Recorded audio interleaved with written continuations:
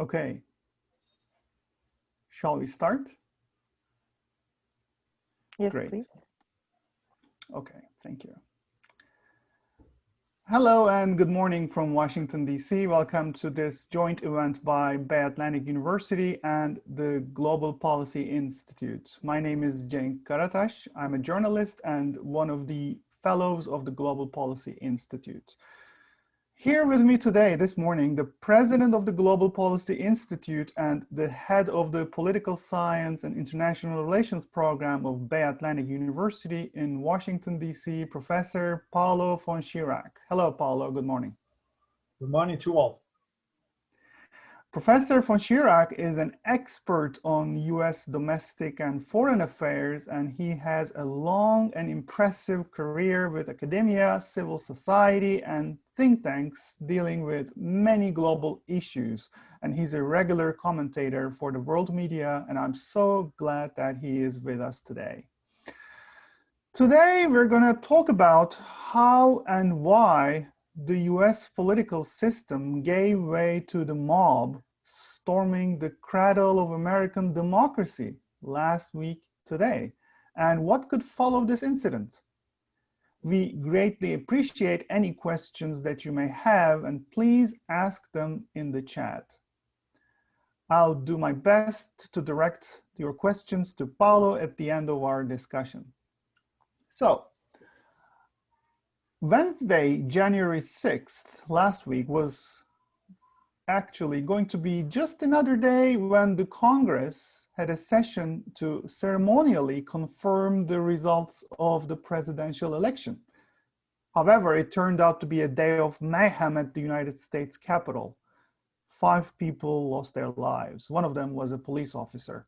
It was a day of failures on many fronts, and a very bad day for American democracy. I would like to start with a basic question, Paulo, because it looks like a mess, and I think it needs a simple summary for the rest of us.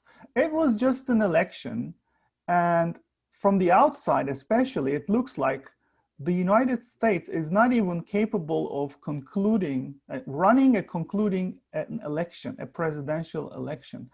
What seems to be not working? Is it the system, the institutions, just the president himself? What is not working? What's the problem? Well, that's an excellent question, Cenk.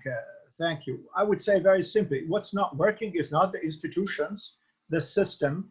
The system has worked more or less in the same way for 200 years. We have a complicated system to elect a president, but it's not so complicated that people cannot understand it or can get confused or don't really follow the rules, and therefore mistakes are made, and then there's a mess on account of opacity and lack of transparency. None of that. It is a little complicated, but it's been used for centuries. So that said, what has changed? What has changed, obviously, is something in the American civil society.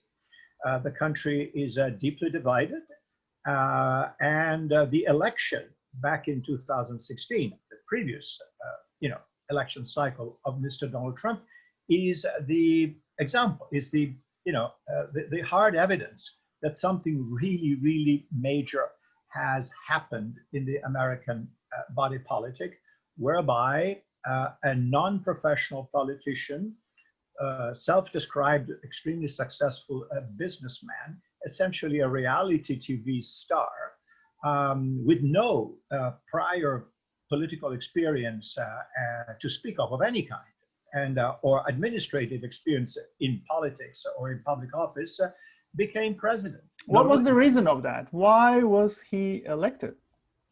Very, very good question. Because he ran by intent or by accident on the crest of what was a very deep anti-establishment mood. The main seems to be one of the key features that determined Mr. Trump's success as he was beginning his process, running in the various Republican Party primaries. his main, how can I say, job qualification on his CV, I want to be president, was I am not a politician. I use politicians. I pay politicians. They come to me for money, but I am not one of them. And I am going to go to Washington and clean house, drain the swamp. That was the, the metaphor that was used. There are all these idiots. They're all incompetent. They don't know what they're doing. They don't know how to run a simple, they couldn't run a business, let alone run a government. I know how this is done. I am an extremely successful businessman.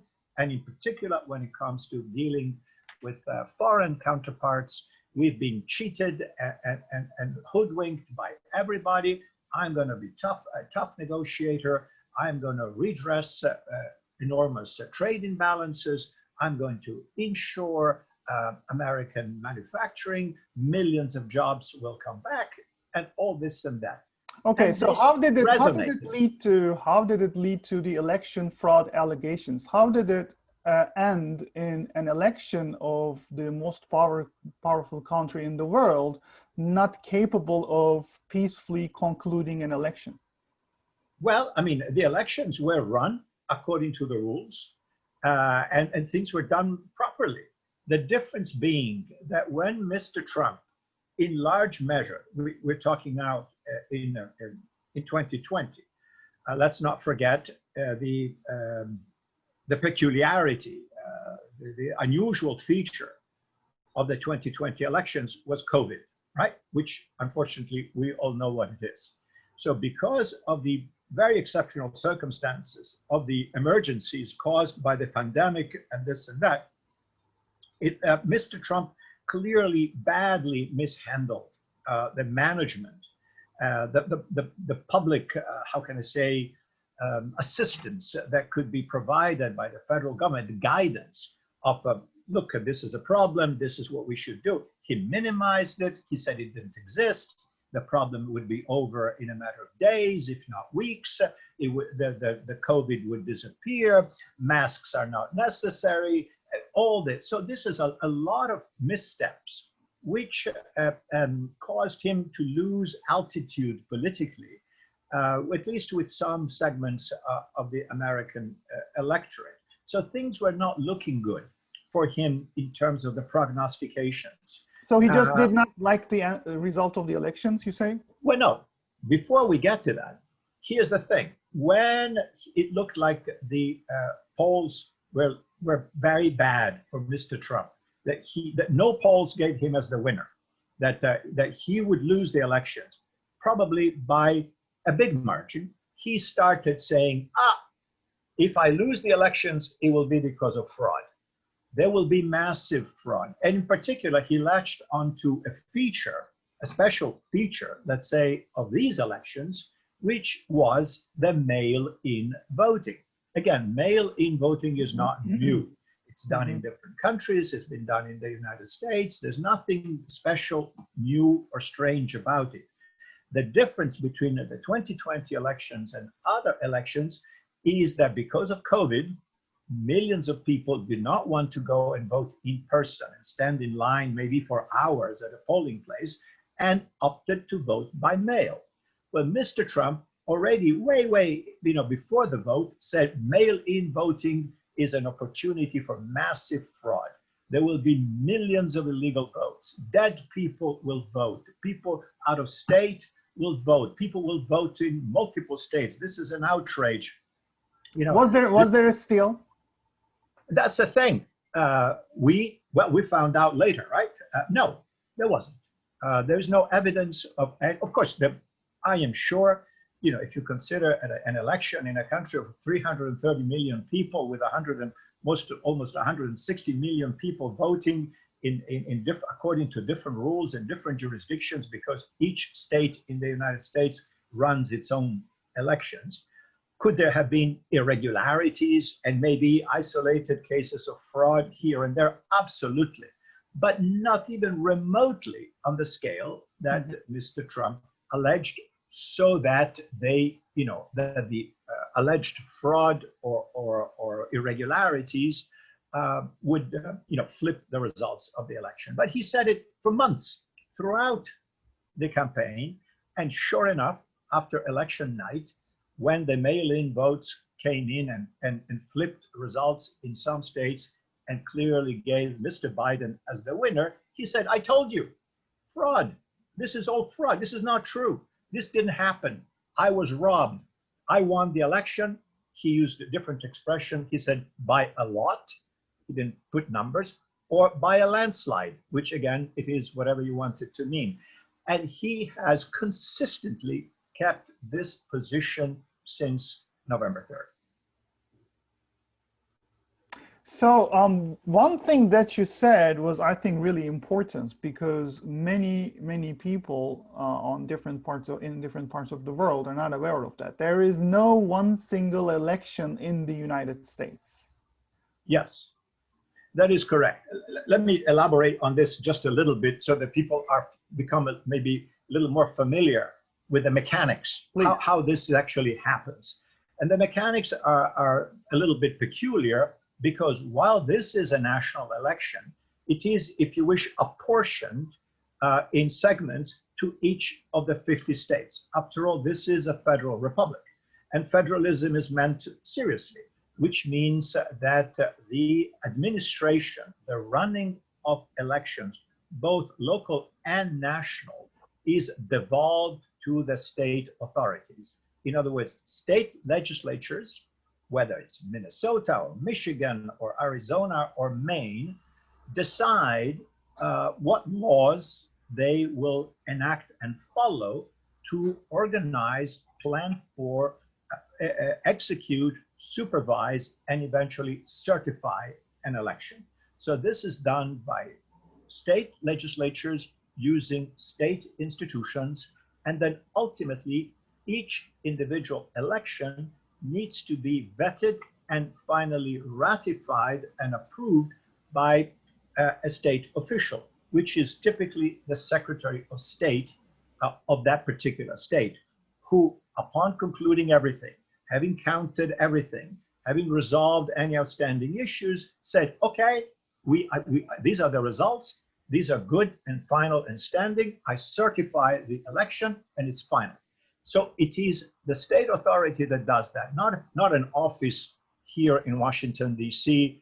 that is in charge of the supervision of national elections. That doesn't exist, that office. So we have essentially 50 separate elections, which, by the way, makes the allegation of fraud by Mr. Trump and his many associates even more incredible, because in order to have a massive fraud on a national basis, you would have to have had various conspiracies at the state level, all somehow connected and working together in order to steal this election, which, although it's not inconceivable, it is very difficult to think that you can actually do it, given how fragmented the process is because of the nature of American federalism. So that's the way it was done. And eventually, as we know, we can talk a little bit about the litigation aspect which took place after November 3rd. But eventually, if we fast forward to what happened on December 14th of last year, all the states certified, ratified, approved the results in their own states, which gives an electoral college arithmetic, because each state is apportioned a certain number of electoral votes based on the percentage of population, up to a total of 538, which gives you the magic number of 270. That is, the one candidate that gets to 270 electoral votes or beyond is automatically elected president. How do you get to 270? By putting together California and Michigan and Texas and Arizona and this and that and the other, and then sum total, this many states voted for one candidate, this many states voted for the other candidate. Who's on top? Well, in this particular case, Mr. Biden got 306 electoral votes versus 232 for Mr. Trump. Ergo, Mr. Biden wins. So Yeah. basically, Mr. Trump, the president, has been creating an alternative reality where he should have been the winner of this election. That Yes. could be understandable. That can be acceptable for one person to aim at creating such an alternative reality. I mean, I don't think that it's a, like a good thing to do, obviously, but he could try. But how come millions of people are buying it? Well, this is where we are now, Jack, and I think you're hitting the most important and yet most difficult point here. Yes, people can say whatever they want. People can say that the sun shines at midnight, right? And that the Martians just landed in Washington D.C., or that, or whatever you want to say, or that there are dinosaurs, roaming around the National Mall. You can say whatever you want. The problem is when these fantasies get traction, then clearly we have a deeper issue. Uh, Let me give as a comparison something we mentioned. I mentioned to you earlier before we started this program today. I do remember very well another fantasist and conspiracy theory mill, and that was for a while a well-known, although strange, bizarre individual in American politics whose name was Lyndon LaRouche. Some people may remember him, maybe not, because he's dead. He's now been around now for a while. But what was Lyndon LaRouche? Lyndon LaRouche was a master at conspiracy theories. He founded a political party called the US Labor Party. He ran for president. He ran in different primaries multiple times. Multiple times. Did he have a national following? Yes, he did. However, it was extremely small. And for anybody who knew anything about him, they thought he was some kind of a weird, bizarre, eccentric lunatic. Okay, that's basically what was Lyndon LaRouche, a lunatic, a crazy person. Eventually, I think he got convicted of tax fraud, and he ended up in jail.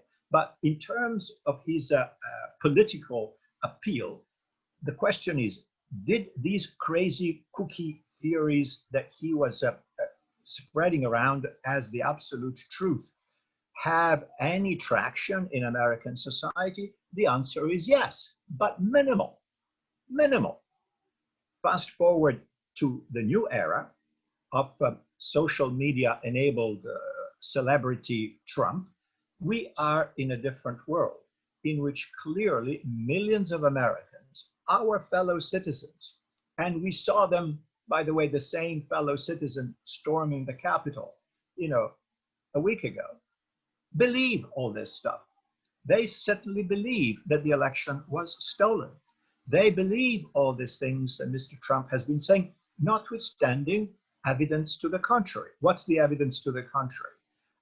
50 to 60, I lost count, legal actions and proceedings which were tried by Mr. Trump's lawyers in many different states. Remember, you have to challenge elections in different states because of the way the system works.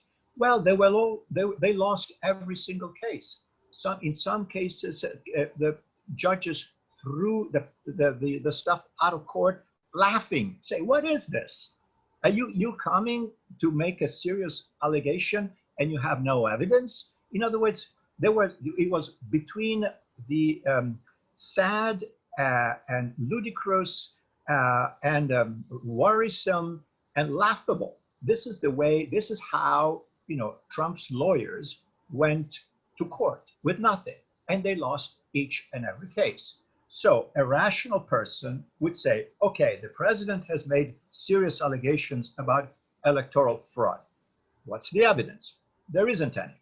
What have the state authorities done regarding results of the elections in their individual states? They looked at everything. In some cases, they've done recounts by hand, like in the case of Georgia, in which, by the way, the state authorities in charge of the elections are all Republicans. So you would think they wouldn't be unfriendly towards the Republican candidate, and they found nothing. They found nothing in Georgia, they found nothing in Arizona, they found nothing in Michigan, et cetera, et cetera, et cetera. And finally, the results were tallied, approved, vetted. The Electoral College met and confirmed the numbers that we all had. 306 electoral votes for Biden, 232 for Trump. You would think a reasonable person would say, okay, I get it. We thought there was a problem. Well, there's no evidence of a problem. I am now convinced Mr. Biden wins the election. If I'm a Republican, I may not like it because I would have liked my candidate to win, but this is how the system works. This was a fair and free election. There was no fraud, and we'll live with it. And we'll fight, we'll live to fight another day. No, none of this happened. If we look at all the opinion polls, they demonstrate that a significant majority of Republicans to date, after all this, believe that Mr. Trump won the elections. Is it something like that all these challenges were swept away by the establishments that Trump, who was claiming fighting against, and now there is this demon called the establishment which doesn't like Trump and the values, whatever they are, represented in the United States politics. So he is unjustly kicked out of the office, even though he won in a landslide. Because last week today, on the day of that ceremonial approval of Biden's win at the Capitol, President Trump organized his own rally called Save America Rally. And all those tens of thousands of Trumpists, and I'm going to ask you what that refers to in a bit, they gathered around Washington, D.C. They went to the White House, and I quote, Mr. Trump said, "If you don't fight like hell, you're not going to have a country anymore." Now, if you say such a thing, and if I'm a supporter of Trump, what I would think is that, okay, I'm going to fight like hell, but what am I supposed to do? And on that specific day, there is nothing else to do but to storm the Capitol, but at the same time, not knowing what to do because it's all over. It was just the Electoral College votes to be confirmed, and Mike Pence was simultaneously almost saying that he had no other chance but to approve it. So it's over. But still, Mr. President did not believe that it was over. So he just encouraged his supporters to go to the Capitol last week on this day. Now, there are several things that you've been mentioning, I think, which are really important to note. One of them is that Mr. President is a part of the Republican Party. Does it mean that he represents the Republican Party, or Republican Party supports the president in its entirety? Are those people last week storming the Capitol, creating a havoc, are those all Republicans? How do we make the distinction, and what does it tell us about the political climate of the United States? Okay, you threw a lot of stuff here. Let me try to say, make a couple of parallels here. Of course, you have this, let's call it the Trump army, or the Trump cultists, who gathered in Washington, as you correctly indicated last week on the 6th of January, to support their man, and saying this is an outrage, we have to save the country because the election was stolen, and et cetera, et cetera, et cetera, all the things we've been saying now all along. What was exactly the plan? Are we going to what? Take over Washington? Have a coup d'etat, which is actually a coup aimed at restoring the Constitution, according to them, because the actual coup, in their minds, would occur when an unlawful election is proclaimed to be fine. So in their mind, they were wronged They were defending the Constitution and the legal process. And then there is this cabal in Washington of bad people, of course, led by the Democrats, but enabled by all sorts of other shady characters, the deep state, disloyal people, and whatnot, bad media, and what have you, who have enabled this gigantic fraud. Okay, that's one narrative. And then you have these desperate souls, in their last stand, going to the Capitol and storming it in the desperate effort to do what? To stop the process, right? Stop the process. That's one narrative. But there's a parallel narrative, which in my mind is equally, if not even more disturbing. And this is about the announced, telegraphed intention on the part of some lawmakers, all of them Republicans, to raise objections to the final count of the numbers from the Electoral College, which already told us, the general public, that this would not be smooth sailing, that while Mr. Pence would not interfere by trying to subvert the election, some lawmakers, that is, members of the House of Representatives and senators, were quite ready to raise objections because, again, based on what? The same story. We hear a lot of allegations of irregularities. The public, our voters, our constituents are really concerned. We really have to look into this more deeply, as if we hadn't, right? As if this matter had not been looked at, investigated, litigated. And by the way, for the record, especially for our friends joining us from other countries, the Department of Justice, the Ministry of Justice of the United States federal government, with an attorney general who is the Minister of Justice appointed by Mr. Trump and very loyal to him, he said, and I almost quote verbatim, we looked into all this. I had my people, my prosecutors, look around and look for evidence of fraud, and we didn't find any. All right? This is not some partisan enemy from the Democratic Party saying this. This is the Ministry of Justice of Mr. Trump, who said, we looked for evidence of fraud and we didn't find any.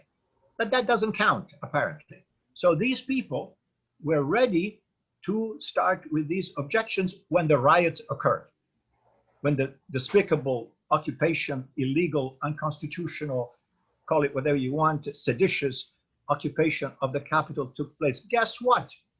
After the rioters were happily evicted from the Capitol and happily the lawmakers went back to the business of the day, which was to ratify Biden's victory, the same people, minus some senators who withdrew at the last minute, insisted on the same thing, meaning there are more than 130, I forgot the exact number, congressmen, all Republicans. So what does it tell us? Who voted against the ratification of the election. That's more than half of the Republican congressmen, here in Washington, and I think it was 7 senators. So senators behaved slightly better, Republican senators, in comparison to their colleagues in the House. But what does this tell us? That it is not just an angry pro-Trump mob. Half the party, at least, is based on these actions with these people. And the same lawmakers during the debate after the riots continued to say the same things. We know that there were frauds. We know this, and we know that authorities have not sufficiently investigated, and it is a shame that judges didn't really look at the evidence that was presented to them. We really need to go back to this, and et cetera, et cetera, et cetera. In other words, repeating the same crazy lunatic narrative as if nothing has happened. Are you saying that the Republican Party has become a Trump party? Say again? Are you saying that the Republican Party has become a Trump party? Yes, absolutely. Mr. Trump, some people have said, rented the Republican Party for his own personal purposes of self-aggrandizement and becoming this great leader that he needs to be for his own ego gratification or whatever other psychiatric evaluation you want to give to his personality. But it is quite clear that the Republican Party, which initially resisted Mr. Trump as a weird interloper, like saying, who is this guy? Who wants him? Out, we don't want him. And then people who condemned him back then when he was running for president, way back in 2015 and 2016, including Senator Lindsey Graham of South Carolina, who said this man is a crook, he's strange. If we allow him to be the nominee of this party, we will be sorry for this. That's what Lindsey Graham said.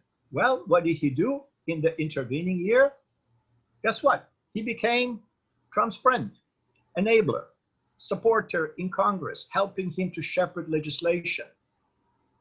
I think yesterday he was with Trump, the same Lindsey Graham, in Texas when he went to visit the wall. So, and this was a man who said in 2015, if Trump gets to be the nominee of our party, we will be sorry. Well, there you go. Essentially, complete abdication. But isn't this extremely dangerous since the alternative reality, the parallel universe that Trump has been creating for his supporters, if he becomes the de facto leader of the Republican Party and the Republican Party embracing his values, it occurs to me that it might be the end of democracy in this country, because we always discuss this. We even teach this at the university, that the democracy needs some necessary pillars, one of them being the media. So, and this president in the office have been running the country with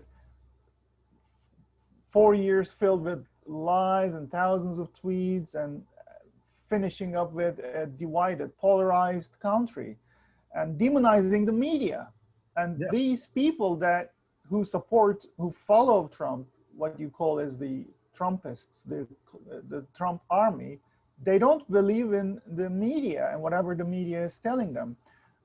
So where does this leave us for the future? What do we expect now for the Republican Party? Because at the same time, we have been hearing some high figure like officials from the Republican Party, they are distancing themselves from the president as well. Yes, so this is really a problem because clearly I would say the majority of people in the country, in the nation, who call themselves Republicans seem to be willing to, either they are really, really enthusiastic followers of Mr. Trump, or at least give him a bit the benefit of the doubt, saying, okay, Trump maybe is a little bizarre, maybe his manners are a bit unorthodox, maybe he doesn't use, polite and, protocol languages. But look at all the things he's done. The economy has done well, and unemployment was down, and he hit China where it hurts. He hit Iran where it hurts. He's a good president. That's what many people say. So there's occultists, and then maybe old-fashioned conservatives, or people who simply don't like the left. And therefore they say, between the two evils, left and right, I may not like much either of them, but I rather go right. Okay, so there's a mix here. However, as you pointed out, Cenk, then you have the national leaders of the Republican Party, and they were essentially silent, either really, and some of them enthusiastic supporters, and the others keeping quiet, not saying anything, and basically by default, by omission, endorsing Trump until now.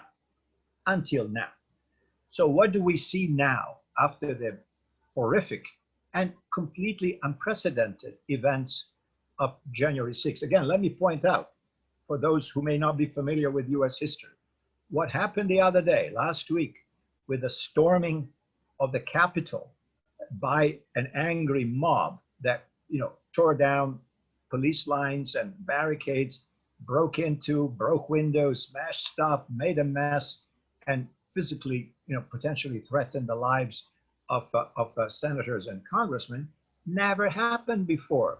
If you want to go back to a historic incident in which the Capitol was damaged, you've got to go to the Second War with England of 1812, when an invading British army took over Washington and burnt the Capitol, such as it was then. But that was an act of war, okay, of military hostilities, ugly as it was.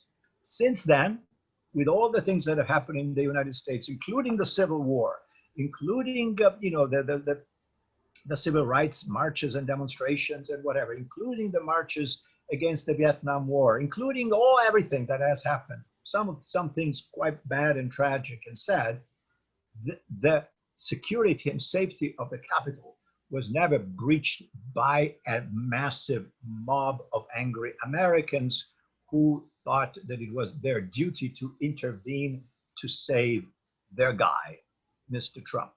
So where are we now? Well, what we see now in the Republican Party, that at least some are willing to speak up.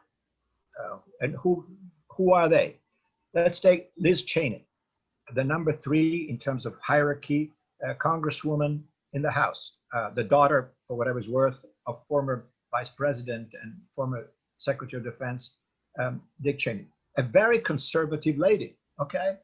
No mystery about that. She is a conservative Republican, and who publicly now is on record having said that Mr. Trump should be impeached, okay? Because of his actions of inciting a mob and saying none of what happened on January 6th would have happened without Mr. Trump's, fanning the flames, pouring gasoline on the fire, inspiring and directing this mob. She is certainly a fully credentialed conservative Republican. But one person. Okay, on the Senate side, who do we have? Mitt Romney, once candidate, he failed to win in 2012. Conservative, not particularly conservative, Republican represented around the state of Utah. Pat Toomey, senator from Pennsylvania. Lisa Murkowski, Republican senator from Alaska, and a few others. So, and that, by the way, would include Mitch McConnell, who now seems to have had some kind of an awakening after having been a Trump enabler in his capacity as Senate Majority Leader throughout this period, and therefore shepherding the legislation proposed by Trump, shepherding the ratification of conservative judges, etc. And now McConnell seems to say, well, wait a minute, now we crossed the limit, this is too bad, etc.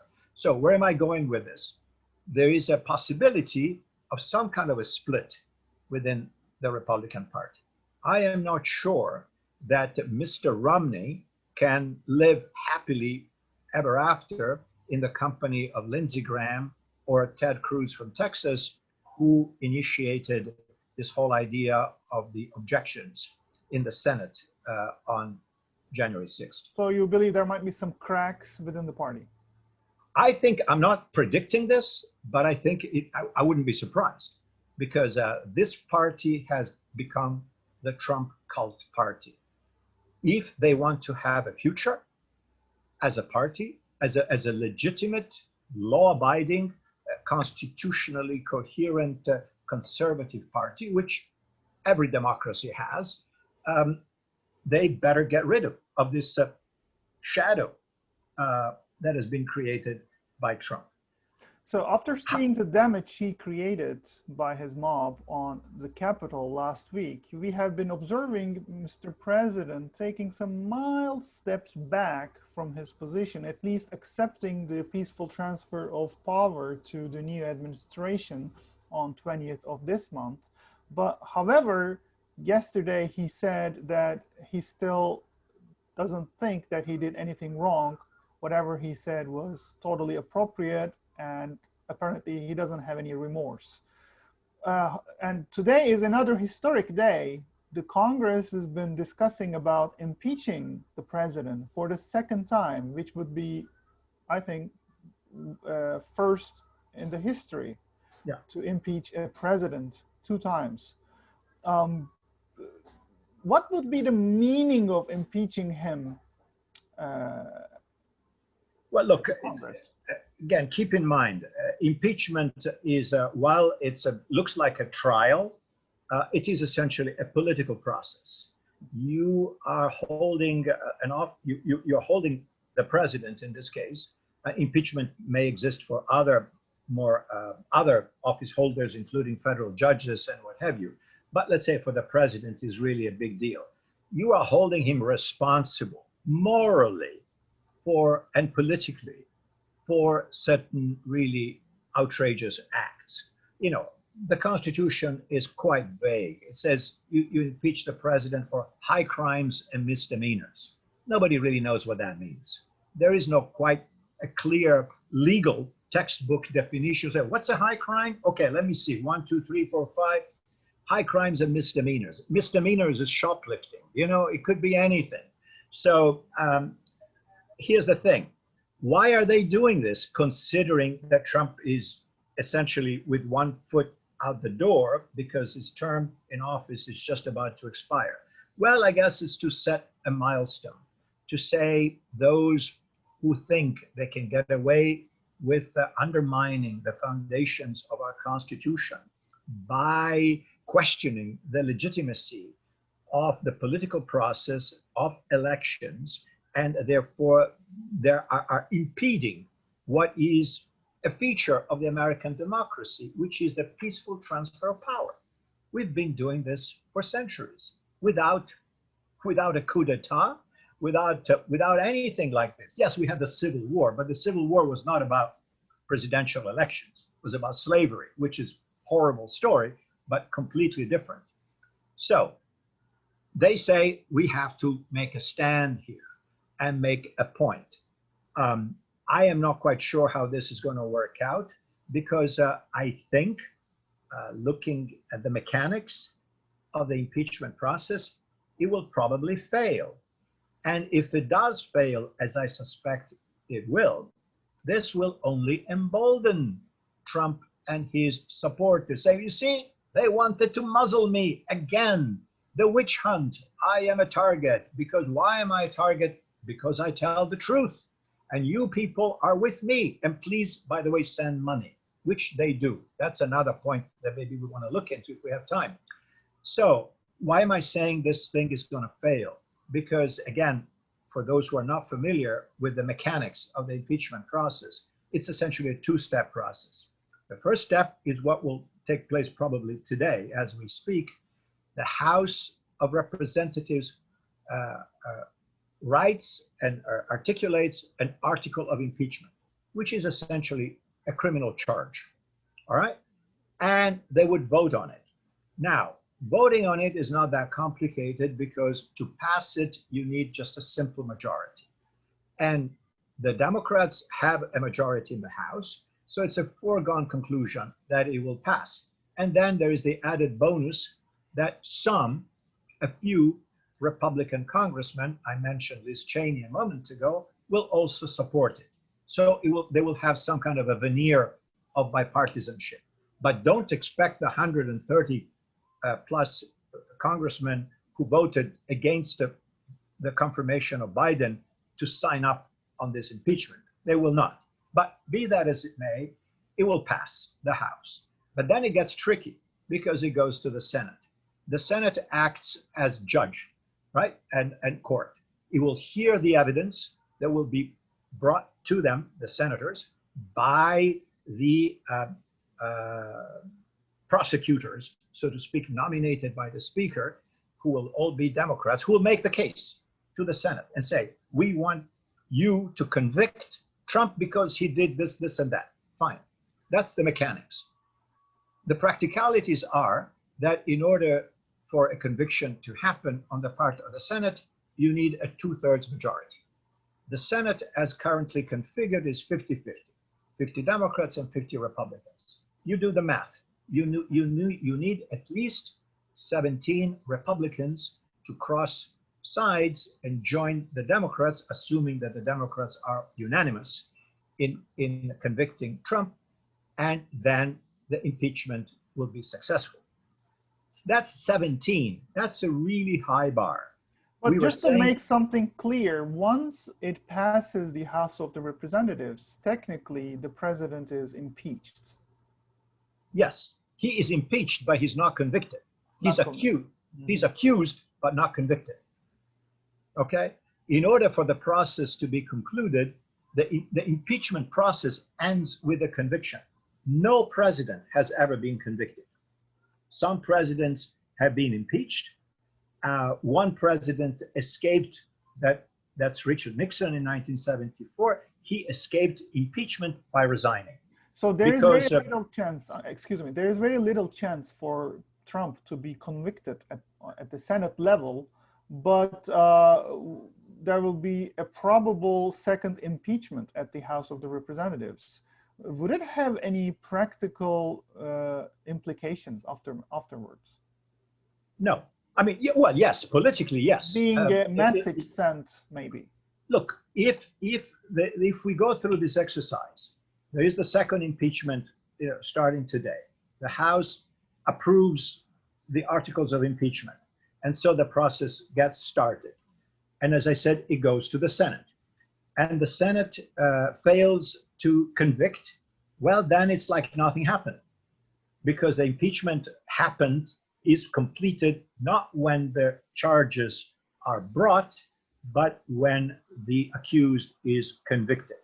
If he's not convicted, it's like nothing happened. Like you and I can be brought to trial for whatever, and then we are acquitted, all right?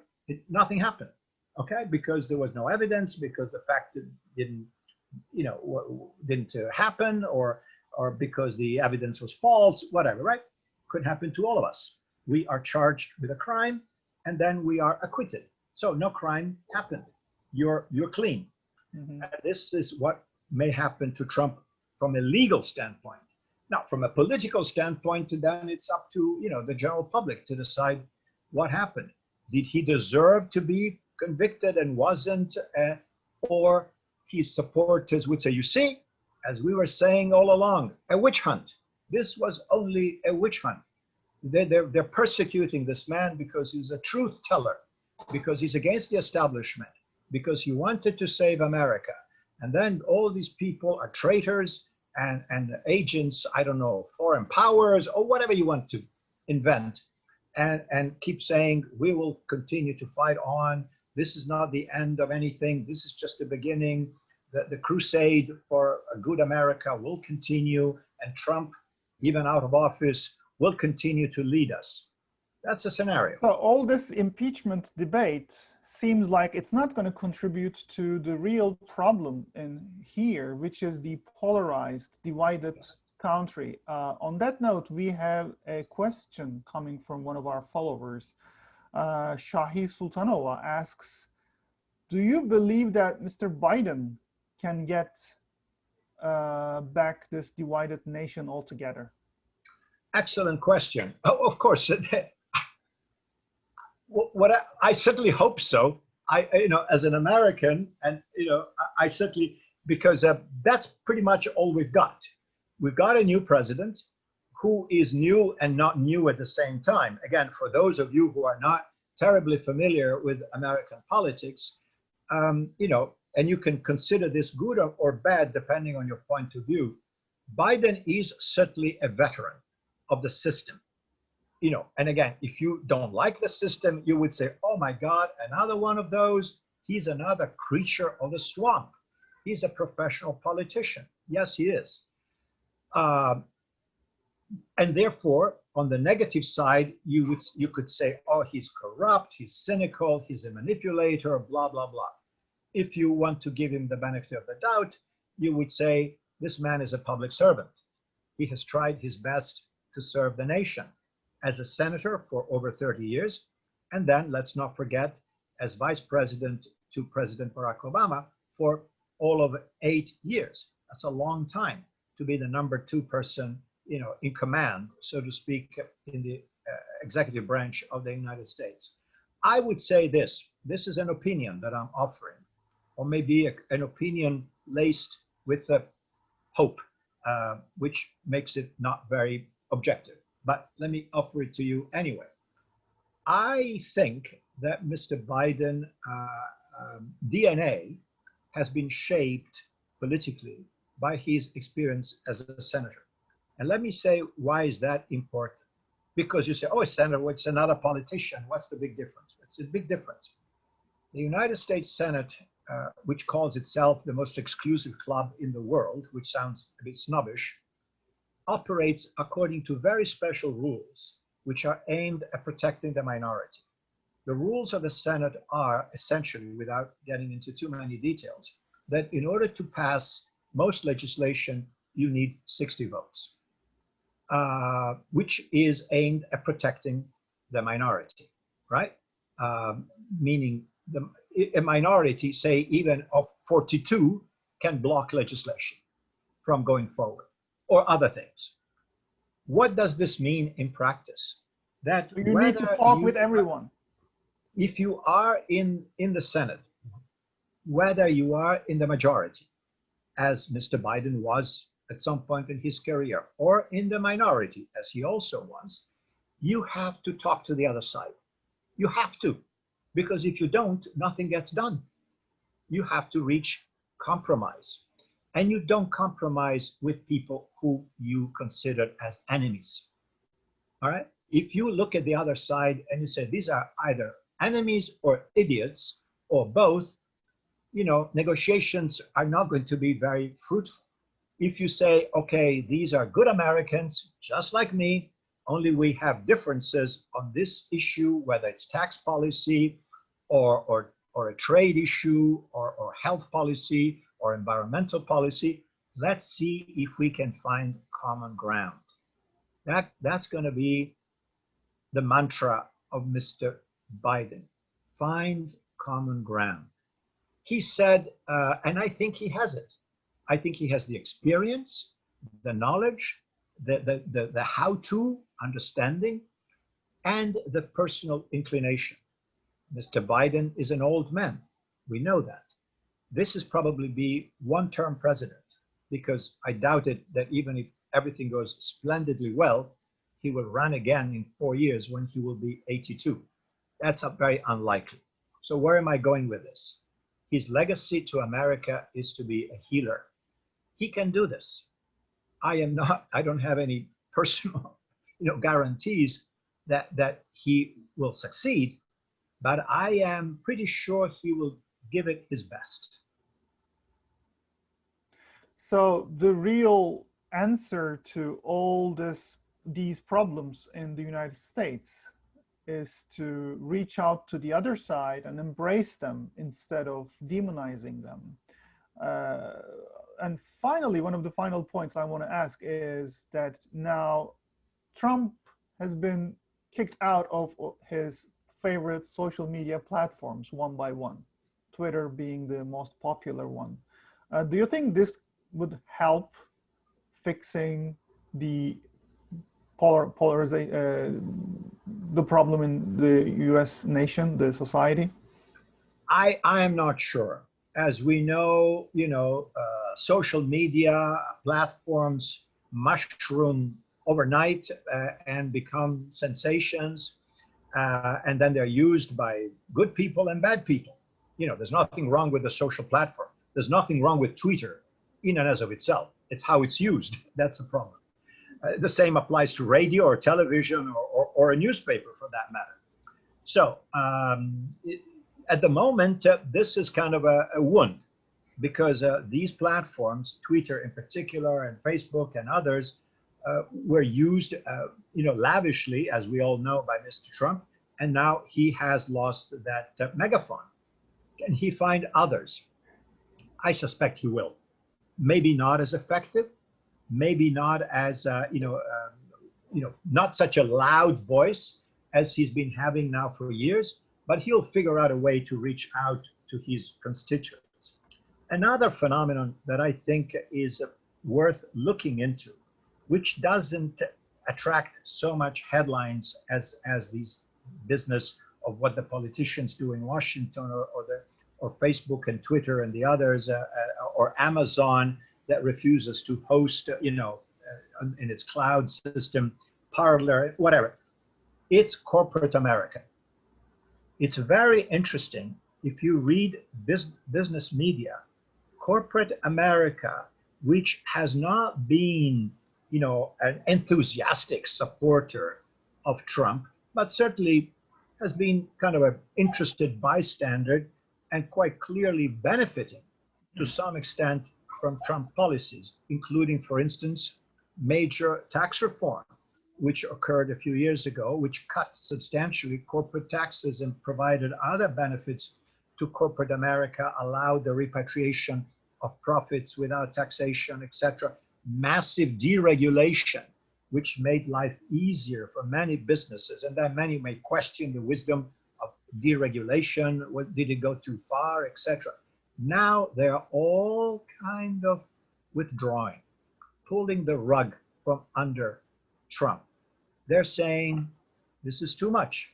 We will not endorse, participate, or financially support through our legal, wings, political action committees. We will not support people who are against the Constitution. This is corporate America. This is Wall Street. This is Jamie Dimon of Chase Bank. These are the big corporates. They are saying, we don't want to be part of this. Now, that's not an insignificant shift, because it means that either by conviction or by calculation, these corporate leaders and big companies that are the backbone of America say, you know what, this is going in a bad place. We are jumping ship. We may be instinctively conservative because we are business people, but we're not going to be part of this. Would it further alienate the Trump cult and maybe radicalize them? Sorry, repeat the question. Would this reaction by all this corporate America, you think, alienate the Trumpist cult and maybe radicalize them further? We'll see. Clearly the hardcore followers will not be swayed by anything. However, the fact that major corporate leaders go in a different direction takes some of the oxygen out of the room. Mr. Trump needs to have some kind of a favorable environment in which he can continue to be, or try to be, a leader. Certainly, this mass following that he still enjoys will be a significant factor, because it will be used, as it already is used, as a source of fundraising. He gets money out of these people, quite a bit of money, since the elections, on this excuse of funding the defense of democracy fund, whatever, defend our elections, defend the Constitution. Mr. Trump raised more than $250 million, which is not an indifferent sum of money. Can he continue to do that? Yes, he can. But to the extent that, other major entities in the United States separate themselves from him, and that he has no longer natural allies in high places, in Wall Street, in banking, in big corporations, in industry, what have you, well, that weakens his position. And then the unknown here, Cenk, is how long does the Trump phenomenon last? How long a shelf life does it have? Americans are not known for, loyalties to causes that go on for decades. He is still, and that the facts demonstrate, extremely popular in a large segment of the American population. How long will this last? Once there is a new president and a new agenda, and the country goes in a different direction, he will continue to say the same things, that he's a genius, that he's the best president America had, that under his presidency miracles were achieved, that he got robbed, that the election was stolen, etc., etc. He'll continue to say that. Will this message continue to resonate indefinitely, or at some point people will say, you know what, we gave it a shot. Yeah, he was a good guy, whatever, but you know what, it's time to move on. I don't know. I think this will happen. I'm not sure how soon. And in the meantime, will the Republican Party have a chance to kind of reformulate itself away from Trump? That's a big question. I hope they will. Can they succeed? Will there be new leaders from the conservative but constitutionally proper wing of the Republican Party, rise and provide new vision and new leadership? I don't know. That's a possibility. I hope so, for the benefit not just of the Republican Party, but quite frankly, of the country. And of course, the unknown is, I said, Mr. Biden, he will try, he'll do this, he'll do that. If Mr. Biden, for some reason, fails spectacularly, he makes wrong turns, he makes very bad decisions that hurt the country, and then he's blamed as a bad leader, or if there's a major scandal erupting, within his presidency. Let's not forget the issues surrounding his son, Hunter. They will come back, rest assured. Mm-hmm. Is he going to be charged of anything? That's the son of the president. Who knows? All these things have to be factored. In other words, if Biden fails, then Trump will say, I told you so. This is an idiot. I am the best. He stole the election and he can't even run the country because he's a sleepy Joe. He's a demented and a stupid person. Well, certainly that will give him ammunition. So all these are variables that we don't know how to factor exactly. But, I would say that if we're lucky, Mr. Biden will be moderately successful. The Republican Party may be able to reinvent itself away from Trump, and the Trump phenomenon, little by little, will fade away. That's the rosy scenario. On that note, thank you so much. Our time is up. Maybe all this is to be expected when you elect a reality show celebrity, and it's normal for it to end like a Hollywood disaster movie, unfortunately. Thank you so much, Paulo, for answering all the questions and being with us today. It was a Global Policy Institute and Bay Atlantic University joint event. I'm Cenk Karataş, and I also want to thank the Executive Director of Global Policy Institute, Denise, for organizing all this. And thank you to our followers, the audience connected from all around the world. Until next time, thank you so much.